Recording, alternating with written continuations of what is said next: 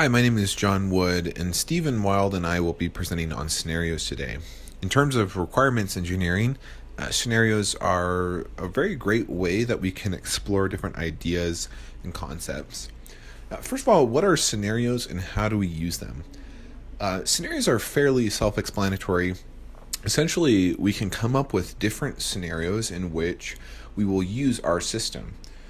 For example, say we're building mapping software. We want to explore different scenarios in which we will use this, say in the city. How many users will we have? How much traffic will we be generating? These are different scenarios we can explore and come up with our requirements for our system for. One of the ways I liked how it was described in some of the reading is it's a way to describe current and future processes in our system. This could include ideas behind interactions with our users and the software. So there are many upsides of using scenarios as an elicitation technique. Specifically, I feel like the biggest one for me is really that stakeholders can easily relate to these scenarios instead of abstract statements about our requirements for a project.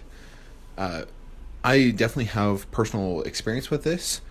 I work in an IT department at my current company, and I really know that when we communicate our ideas with business people, they want to understand how this technology helps our business processes.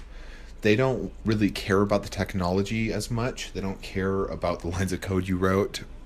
They care that it supports this business process and that it is going to help us in the future or be better for us right now. So really, I feel like scenarios are a great way to communicate these ideas. They're highly communicable, and they're really easy to bridge that gap between understanding of our IT side, our software side, with our stakeholders or more of the business people. Designing scenarios also allows designers to really understand future implications of systems and understand the potential changes that we need to make right now. I think this is really big too. This will really help us move forward and really understand our system in the present and understand kind of where we need to go.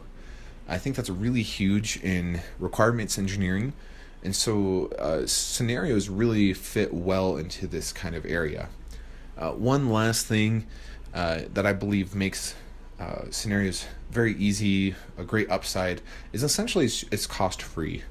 Really, the only cost to a scenario will be the time that we spend to design these scenarios and talk about them, discuss them and their implications.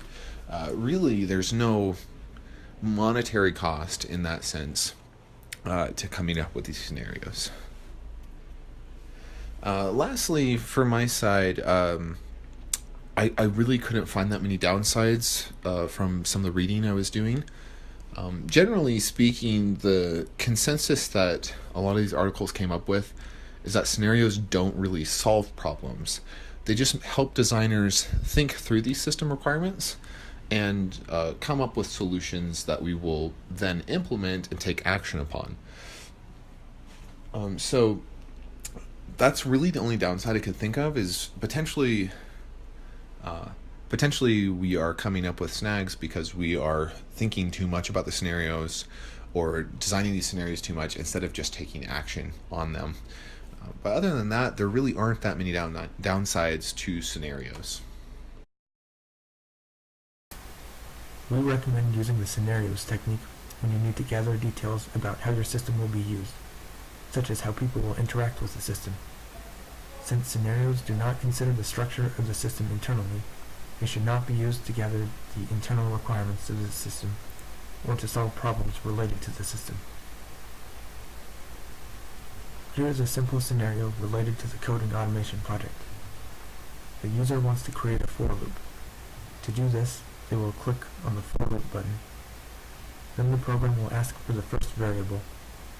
Then the user will input the first variable. This continues for the rest of the steps of this process. We can see some of the requirements of the project from this scenario.